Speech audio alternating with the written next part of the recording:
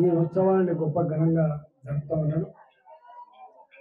ఇప్పటికే విశ్వకర్మ అనే స్కీమ్ను కూడా మొదలుపెట్టి ఏ విశ్వకర్మలు అయితే ఒకనాడు ఉన్నతంగా జీవించిందో ఇవాళ వాళ్ళ జీవితాలు ఆగమైపోతూ ఉన్నాయి అనేటువంటి భావనతో మొదలుపెట్టాం. కానీ సంపూర్ణంగా ఆ ఫలితాలు అందట్లేదు. ఖచ్చితంగా రాబోయే కాలంలో విశ్వకర్మల అభివృద్ధి కోసం మా వంతు సహకారం అందిస్తా అని చెప్పి మనవి చేస్తూ విశ్వకర్మ జయంతి మీ అందరికీ కూడా శుభాకాంక్షలు. నమస్కారం.